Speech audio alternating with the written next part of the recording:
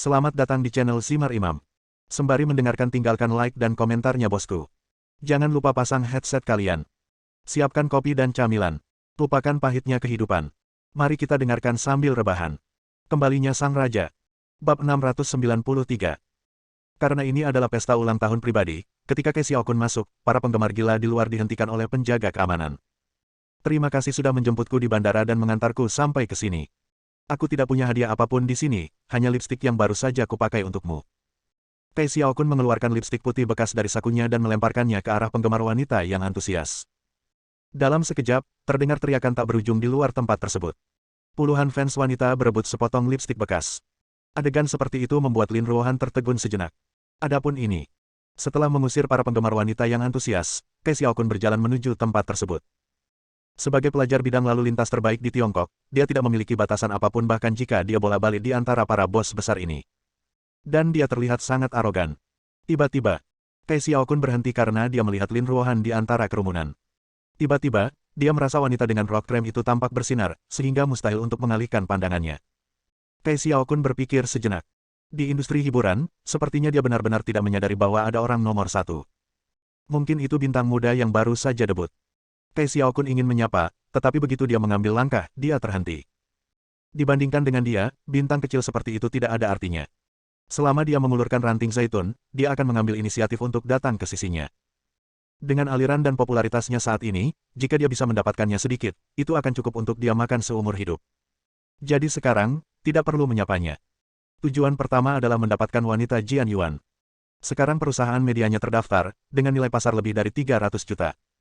Bisa dibilang ini adalah perusahaan media paling kuat di Tiongkok. Selama kita menangkap wanita itu, kita akan menghasilkan banyak uang di masa depan. Dalam perbandingan ini, Jian Yuan masih memiliki keunggulan lebih besar. Lagi pula, tidak ada seorang pun yang kesulitan dengan uang. Su Chen dan Lin Ruohan duduk di samping dan melihat jam tangan mereka. Pesta ulang tahun akan segera dimulai, kenapa Yuan belum juga turun? Membosankan sekali tinggal di sini, kenapa kita tidak naik dan melihat-lihat? Su Chen menyarankan. Keduanya berjalan ke ruang ganti di lantai 4. Saudara Chen, berhenti dan jangan bergerak, kawan, berhenti. Ada apa? Yuan sedang berganti pakaian di dalam. Apakah kamu ingin masuk dan melihatnya? Lin Ruohan mencubit pinggangnya dan berkata. Su Chen tertawa terbahak-bahak, saya tidak tertarik untuk menonton. Anda harus cepat masuk dan melihat apa yang terjadi. Cukup banyak.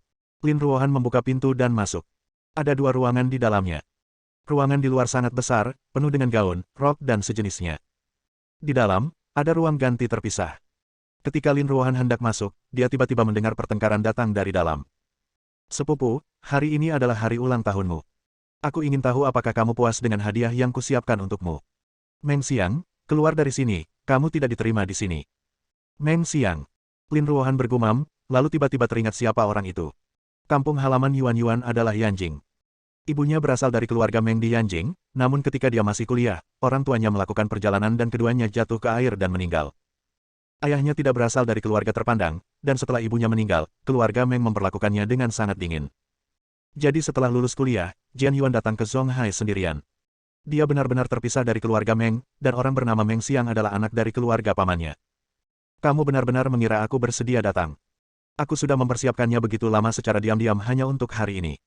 Jika kamu tidak menandatanganinya, bagaimana aku bisa pergi? Kamu tidak ingin aku menandatanganinya. Kalau begitu, hari ini bukan terserah padamu. Melihat ada yang tidak beres, Lin Ruohan bergegas dalam 3 langkah dan 2 langkah sekaligus. Apa yang akan kamu lakukan pada Yuan? Lin Ruohan bergegas masuk, melindungi Jian Yuan di belakangnya, dan berkata dengan marah. Pada saat ini, Lin Ruohan menemukan bahwa ada lebih dari sekedar Jian Yuan dan Meng Xiang di ruangan itu. Di belakang Meng Xiang, ada seorang lelaki tua berkulit putih, berdiri di sana dengan tenang dan tenang, seolah sedang menonton kesenangan.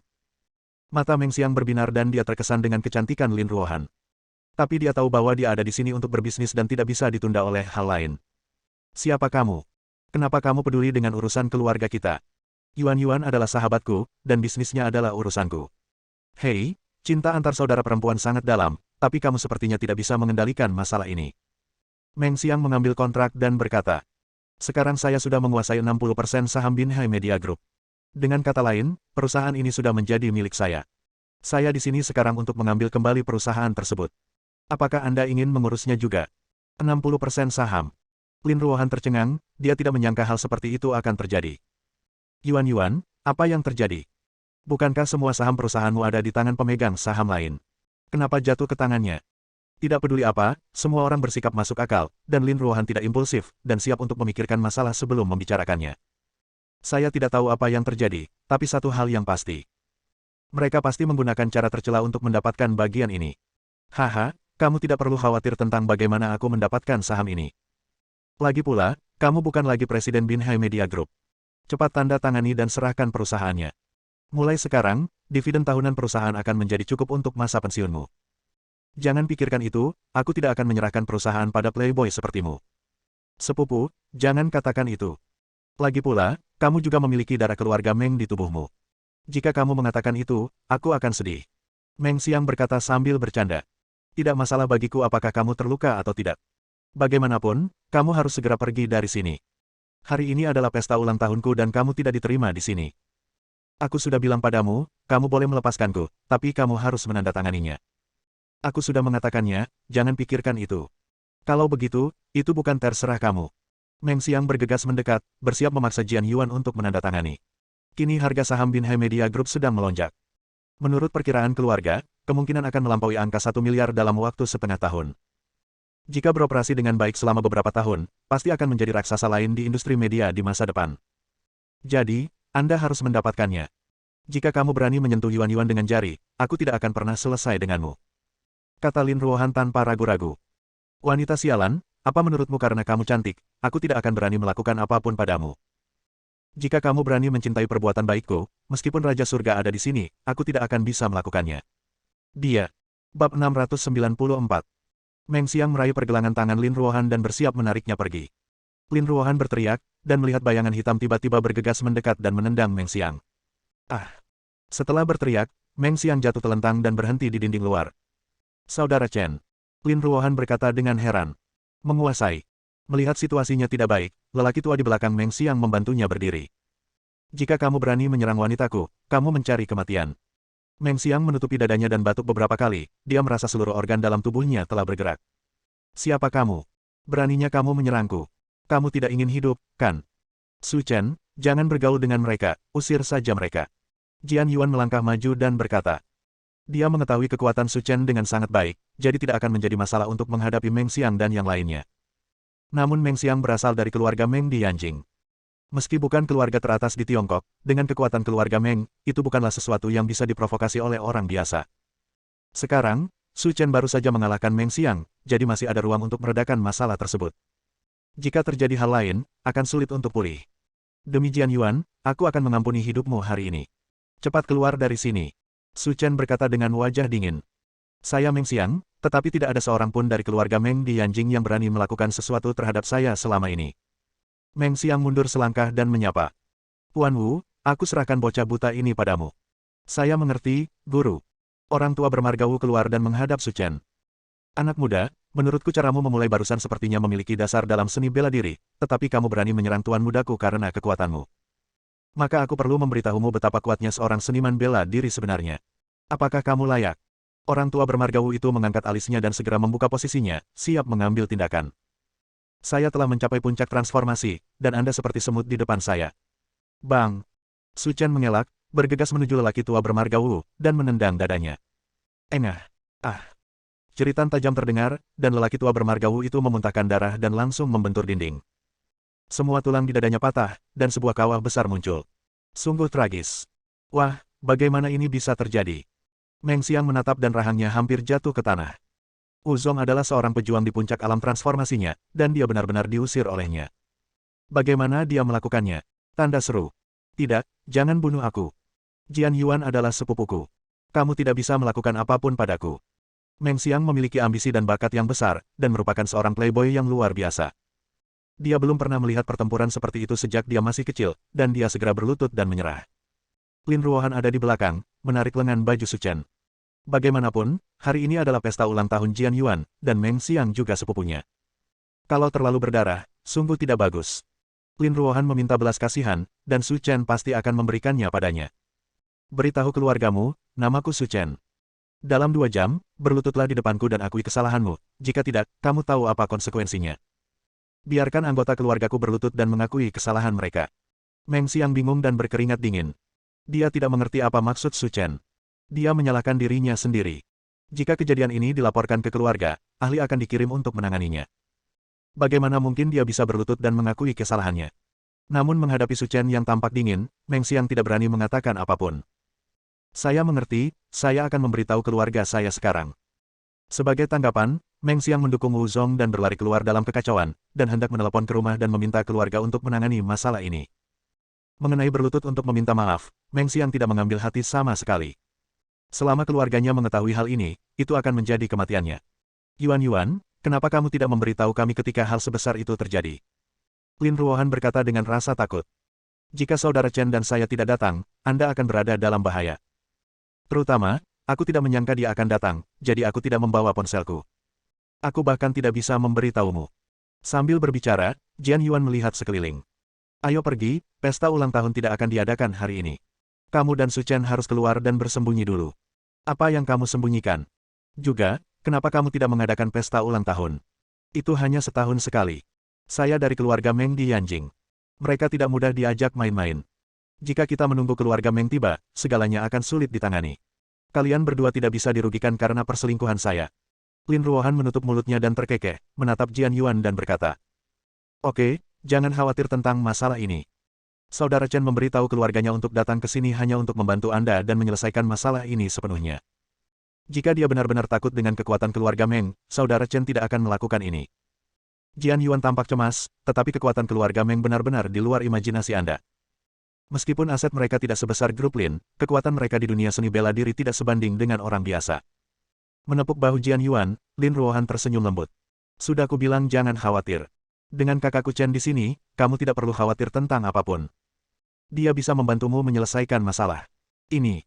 Jian Yuan tampak tidak berdaya dan tidak tahu harus berkata apa. Dia tahu bahwa Su Chen sangat kuat, tetapi dibandingkan dengan seluruh keluarga Meng, dia mungkin masih sedikit tertinggal. Tapi melihat ekspresi mereka berdua, aku khawatir mereka tidak akan bisa mendengarkan apapun yang aku katakan. Kita hanya bisa menunggu dan melihat bagaimana situasi berkembang, mencari ruang untuk penebusan. Oke, ayo kita berhenti berkeliaran di sini. Perjamuan akan segera dimulai. Jangan biarkan orang-orang di bawah menunggu. Bagus. Keluar dari ruang ganti, Meng Xiang membantu Wu Zong kembali ke mobilnya. Setelah menelepon anggota keluarganya, Meng Xiang menangis. Kakek, sesuatu terjadi di sini. Kami bertemu seseorang yang mengganggu perbuatan baik kami. Apa yang terjadi? Seseorang benar-benar berani mencampuri urusan keluarga Meng kita. Dia mencari kematian. Orang tua di ujung telepon mendengus dingin. Nama pria itu adalah Su Chen, dan dia juga berkata bahwa kamu harus berlutut di depannya dan meminta maaf dalam waktu 2 jam. Kamu tidak menganggap serius keluarga kami. Tunggu, apa katamu? Nama orang itu Su Chen. Ya, memang namanya Su Chen. Bukankah dia sangat tampan? Meng Xiang sedikit bingung, tapi tanpa sadar dia menjawab. Dia memang tampan. Dengan bunyi celepuk, lelaki tua di seberangnya terjatuh ke tanah. Kamu diam di sana dulu dan jangan pergi kemana-mana. Aku akan ke Zonghai sekarang. Saya mengerti, kakek, tolong bawa lebih banyak orang ke sini. Kita harus balas dendam, kamu mendapat masalah besar. Sebelum Meng Xiang selesai berbicara, pihak lain menutup telepon. Dia bingung dan berkata pada dirinya sendiri. Tidak perlu terlalu cemas, kan? Kamu bahkan tidak membiarkan aku menyelesaikan apa yang aku katakan. Dan aku terlibat dalam hal apa? Bab 695. Segera, Jian Yuan berjalan ke ruang perjamuan mengenakan gaun putih. Para tamu yang hadir semuanya terkesima. Sebagian besar alasannya adalah berkat Lin Ruohan. Karena apa yang dia kenakan hari ini terlalu sederhana, membuat Jian Yuan menjadi pusat perhatian. Menjadi sahabat, bisa melakukan hal sejauh ini sudah cukup untuk menunjukkan seberapa dalam hubungan keduanya. Ibarat memposting foto selfie kalian berdua, dan hasilnya sahabatmu terlihat luar biasa cantiknya, sedangkan kamu hanya bertelanjang dada. Saat Jian Yuan turun, pesta ulang tahun resmi dimulai. Dilihat dari situasi saat ini, Jian Yuan juga seorang wanita kaya raya, tapi dia belum mencapai titik di mana Lin Ruohan menganggap uang sebagai kotoran. Oleh karena itu, pesta ulang tahun ini memiliki tujuan lain yaitu untuk mempertemukan orang-orang dan mempererat silaturahmi. Mungkin kedepannya akan ada peluang kerjasama. Lebih dari 1 jam kemudian, Jian Yuan selesai berurusan dengan para tamu. Karena kelelahan, dia berjalan ke arah Lin Ruohan dan Su Chen. Ada terlalu banyak orang di tempat kejadian dan aku tidak menjaga kalian berdua. Kalian tidak akan menyalahkanku, kan? Apa yang kamu bicarakan? Apa aku terlihat seperti orang yang pelit? Saya tahu bayi saya, Ruohan, adalah yang terbaik. Berhentilah memberiku obat-obatan di sini dan traktir aku dan kakak Chen makan malam di lain hari, kalau tidak aku tidak akan membiarkanmu. Ini hanya lelucon, kamu bisa memesan apapun yang ingin kamu makan, dan kamu bisa memilih restoran manapun di Zonghai. Itu saja. Keduanya mengobrol beberapa kata, dan kemudian beberapa bintang kecil datang. Demi mukanya, Yuan melangkah maju untuk mengatakan beberapa patah kata kepada mereka. Tapi saat ini, mereka melihat Kai Xiaokun berjalan ke arah mereka. Nona Jen, ini hadiah yang saya persiapkan untuk Anda. Saya harap Anda menyukainya. Bintang cilik dan model muda yang hadir semuanya iri. Jika Kai Xiaokun datang menemuinya, dia mungkin akan menjadi berita utama keesokan harinya. Melihat Kai Xiaokun datang, Jian Yuan juga sedikit terkejut. Dia adalah ceruk lalu lintas teratas di industri hiburan Tiongkok. Meski nyanyiannya berantakan, namun wajah feminimnya tetap diminati oleh sebagian besar wanita Tionghoa. Melihat keseluruhan industri hiburan, tidak banyak orang yang bisa menandinginya. Meskipun perusahaan media saya sendiri telah berkembang pesat selama periode ini. Tapi kami tidak bisa mengundang bintang setingkat dia. Dan tidak ada niatan untuk mengundangnya ke pesta ulang tahun hari ini. Namun sebenarnya dia datang atas inisiatifnya sendiri, artinya mungkin ada peluang kerjasama antara kedua pihak. Melihat perhiasan berlian yang dikirim oleh Kai Xiaokun, Jian Yuan dengan senang hati menerimanya. Terima kasih atas hadiahnya dan saya berharap ada peluang kerjasama di masa depan. Jika Binhe Media Group bisa mendapat kesempatan bekerja sama dengan bintang seperti Kai Xiaokun. Ini juga merupakan hal yang bagus untuk perkembangan perusahaan di masa depan. Nona Jian, saya di sini hari ini untuk merayakan ulang tahun Anda, yang merupakan salah satu tujuannya. Selain itu, saya memiliki beberapa masalah pribadi yang ingin saya bicarakan dengan Anda. Masalah pribadi. Itu benar. Kai Xiaokun membuat gerakan yang menurutnya keren, melangkah maju dan dengan lembut memegang pinggang Jian Yuan, tersenyum jahat. Masalah ini tidak pantas dibicarakan di depan umum. Saya punya kamar di lantai atas dan kita bisa ngobrol pelan-pelan. Apa yang akan kamu lakukan? Harap hargai dirimu sendiri. Jian Yuan berteriak tanpa sadar, menarik perhatian semua tamu. Kai Xiaokun tampak panik. Dia adalah bintang lalu lintas yang populer di Tiongkok. Jika terjadi skandal, perusahaan pasti tidak akan membiarkannya. Kai Xiaokun mengutuk beberapa kali dalam pikirannya. Dia tidak menyangka wanita Jian Yuan ini berani berteriak di depan umum. Kamu benar-benar tidak mengerti aturannya. Nona Jian, apa yang kamu bicarakan? Kamu jelas tertarik dengan penampilanku dan ingin mengundangku ke kamar pribadi di lantai atas. Bahkan jika aku tidak setuju, kamu tidak perlu menjebakku seperti ini. Apakah aku menjebakmu? Jian Yuan menjadi marah dan menamparkan wajah Kai Xiaokun. Meskipun aku, Jian Yuan, kekurangan laki-laki, aku tidak akan jatuh cinta padamu. Nona Jian, tolong berhenti menuduh Tuan Kai Xiaokun secara tidak benar, jika tidak, kami berhak menuntut Anda atas pencemaran nama baik. Pembicaranya adalah seorang pria parubaya yang pendek dan gemuk. Dilihat dari hubungan antara dia dan Kai Xiaokun, dia pasti agennya. Apakah ada kesalahan? Andalah yang pertama mengambil tindakan, dan pelaku kejahatanlah yang mengeluh lebih dulu. Melihat ada yang tidak beres, Lin Ruohan menarik Su Chen. Yuan, apa yang terjadi? Orang ini melakukan sesuatu padaku, dan dia bahkan mengeluh lebih dulu. Saya tidak peduli dengan karakter moral saya sendiri. Saya, Kai Xiaokun, adalah bintang lalu lintas terbaik di industri hiburan Tiongkok. Kualifikasi apa yang Anda miliki agar saya dapat menyentuh Anda? Patah. Tanpa peringatan apapun, Su Chen menamparnya. Kai Xiaokun memuntahkan darah, dan semua giginya tanggal. Jika kamu ingin menjadi liar, sebaiknya kamu lihat di mana tempat ini. Kai Xiaokun terjatuh ke tanah, dan para tamu di tempat tersebut terkejut saat mengetahui hidungnya bengkok. Sepertinya monster. Agen Kai Xiaokun langsung panik. Pembuatan wajah ini menghabiskan biaya lebih dari 10 juta. Sekarang penampilannya sudah rusak, bagaimana bisa tidak masuk akal? Nak, kamu benar-benar berani memukul Kai Xiaokun. Menurutku kamu tidak sabar. Patah. Hanya dengan satu tamparan, Su Chen memukul wajah manajer Kai Xiaokun. Keluar dari sini. Kai Xiaokun dan agennya tercengang. Dari mana asal orang ini? Itu terlalu kejam. Biar ku beritahu, kami, Kai Xiaokun, adalah seniman dari perusahaan media dinasti Yanjing, dan perusahaan media dinasti adalah industri yang dimiliki oleh keluarga Yanjing Meng. Jika kamu berani menyerang kami, aku akan membuatmu sengsara. Sekarang sudah selesai. Banyak orang yang hadir adalah bos besar di industri media, dan tentu saja mereka juga mengetahui nama dinasti Media Group dan keluarga Meng. Tidak ada keraguan bahwa Kai Xiaokun adalah mesin penghasil uang mereka. Sapi para keluarga Meng telah dipukuli, dan mereka pasti tidak akan menyerah.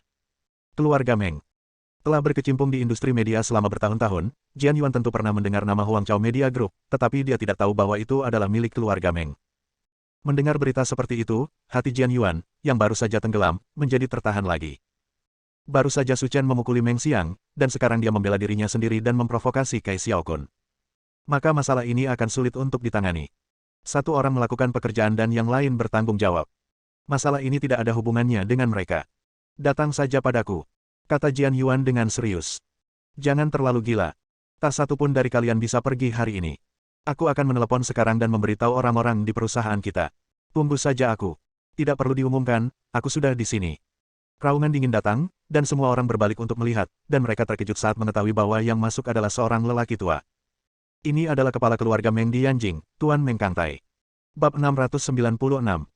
Mata Kai Xiaokun melebar ketika dia melihat lelaki tua itu masuk, dan dia berguling dan merangkak ke sisi Meng Kangtai. Tuan Meng, seseorang mengalahkan saya di sini, Anda harus membuat keputusan untuk saya. Kata Kai Xiaokun dengan pilek dan air mata. Ditambah dengan wajah bengkok itu lebih jelek dari hantu. Para tamu yang hadir juga ketakutan. Nama Meng Kangtai sangat dikenal oleh mereka, dan mereka tahu bahwa dia adalah karakter yang kejam.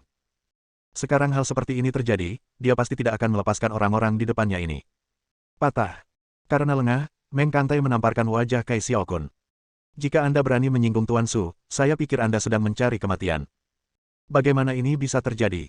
Meng Kangtai sebenarnya memukuli Kai Xiaokun. Itu pohon uang. Berdebar. Saat semua orang bingung, Meng Kangtai berlutut tegak dan bersujud 3 kali kepada Su Chen. Tuan Su, tolong selamatkan hidup Anda. Saya tidak tahu hal seperti ini akan terjadi. Saya telah mematahkan kaki cucu saya yang tidak kompeten, dan saya juga akan membuat pria bernama Kai Xiaokun ini menghilang sepenuhnya di Tiongkok. Petik 2. Mendesis. Para tamu yang hadir menarik napas dalam-dalam. Tingkah Meng Kangtai membuat mereka tercengang. Dia tidak hanya mematahkan kaki cucunya, tapi dia juga ingin Kai Xiaokun menghilang sepenuhnya. Latar belakang seperti apa yang dimiliki pria tampan di depannya ini yang membuat Meng Kangtai begitu takut. Jian Yuan membeku di tempat, pikirannya menjadi kosong. Dia memikirkan kemungkinan yang tak terhitung jumlahnya, tapi dia tidak mengharapkan hasil ini. Meski telah meninggalkan keluarga Meng, Meng Kangtai tetaplah kakeknya dalam hal hubungan darah. Tapi sekarang, dia benar-benar berlutut di depan Su Chen. Bagaimana suami sahabatku bisa begitu cakap? Su Chen mengangguk, mari kita tangani seperti ini. Tapi menurutku kamu semakin tua, jadi kembalilah dan jaga dirimu sendiri. Adapun harta keluargamu, akan diserahkan kepada Jian Yuan untuk diurus di masa depan. Apakah kamu punya keberatan? Meng Kangtai merasa pusing beberapa saat, ini seperti menggeledah rumah. Namun meski begitu, Meng Kangtai tak berani membantah. Apa yang dilakukan Su Chen di Yanjing sungguh luar biasa. Bahkan 3 keluarga besar pun musnah di tangannya. Ya, saya mengerti. Saya akan kembali besok dan menyerahkan semua harta benda keluarga Meng kepada cucu saya, kata Meng Kangtai buru-buru. Sekarang kamu tahu apa yang harus dilakukan, ayo pergi sekarang. Ya, saya akan pergi sekarang agar tidak mengganggu kesenangan Tuan Su. Setelah Meng Kangtai pergi, seluruh tempat menjadi sunyi. Semua orang memusatkan perhatian mereka pada Su Chen. Baru sekarang mereka menyadari bahwa pria tampan di depan mereka adalah bos sebenarnya di perjamuan ini. Pesta ulang tahun telah berakhir, dan sepertinya protagonisnya telah berubah. Tidak peduli bos di industri media, atau selebriti dan model muda yang hadir, mereka semua memuji Su Chen. Seseorang yang bisa membuat Meng Kangtai berlutut dan memohon belas kasihan. Jika dia bisa menyenangkannya, dia akan sangat sukses di masa depan. Setelah jamuan makan, Su Chen akan mengirim Jian Yuan kembali, dan kemudian pulang bersama Lin Ruohan. 2 wanita duduk di kursi belakang, mengobrol. Luar biasa menyenangkan. Yuan, selamat untukmu, sekarang kamu juga seorang wanita kaya yang bernilai puluhan miliar, kata Lin Ruohan sambil setengah tersenyum. Saudara Chen, kamu sangat kuat. Kamu benar-benar merampas semua harta benda keluarga Meng. Tentu saja begitu. Siapa yang menyuruhku memiliki selera yang bagus? Kamu bilang kamu gemuk dan kamu sesak napas. Itulah adanya. Baby Ruohan, apakah kakakmu Chen membutuhkan wanita simpanan? Kalau begitu, carilah orang sepertiku. Dia tidak akan merusak keluarga, dan dia akan membayarnya dengan mengorbankan orang lain. Bah. Lin Ruohan berteriak keras. Apakah kamu punya rasa malu lagi? Beraninya kamu merayu saudaraku Chen. Kami telah menjadi saudara yang baik selama lebih dari 10 tahun. Jika kami memiliki hal-hal baik, tentu kami harus membagikannya. Indah sekali. Jika kamu berani memanfaatkan saudaraku Chen, lihat bagaimana aku menghadapimu. Karena tidak ada orang luar dan mereka tidak takut orang lain melihat mereka, kedua wanita itu bermain dengan sangat liar. Mereka mulai bermain liar di kursi belakang mobil. Sesekali pemandangan di bawah roknya terungkap, membuat mobil kecil itu penuh dengan pemandangan musim semi yang memikat. Setelah keduanya sampai di rumah, mereka masing-masing pergi ke kamar mandi untuk mandi, lalu kembali ke kamar untuk bersiap istirahat. Lin Ruohan biasanya mencium pelukan Su Chen. Dering. Saat keduanya semakin akrab, ponsel Su Chen berdering. Saya mengetahui bahwa itu adalah berita dari tentara salib. Aku akan menerima telepon dan aku akan segera kembali. Ya. Lin Ruohan tidak bertanya lagi. Karena setiap orang ingin memiliki rahasia pribadinya masing-masing. Sekalipun saudara Chen adalah orang yang paling dekat dengannya, dia tidak dapat melewati batas. Ada apa? Raja, kami sudah mendapat berita tentang sutra emas yang Anda minta kami jelajahi sebelumnya. Di mana? Su Chen bertanya dengan tergesa-gesa. Itu di wilayah Miao di barat daya Tiongkok. Sebenarnya di dalam negeri. Su Chen tidak mengharapkan ini. Benar, menurut informasi yang kami dapatkan, letaknya di pegunungan Siwan di wilayah barat daya Miao, tapi saya tidak tahu jumlahnya. Sulit untuk mengatakan apakah itu cukup untuk membuat gaun pengantin. Tidak apa-apa, kalau begitu aku akan pergi ke sana dan melihatnya. Raja, ada satu hal lagi yang ingin kuberitahukan padamu. Ada apa? Selama lebih dari sebulan, pasukan bawah tanah di seluruh dunia telah bersiap untuk bergerak, dan targetnya kemungkinan besar adalah kota suci kita. Apakah kamu yakin? Su Chen berkata sambil tersenyum.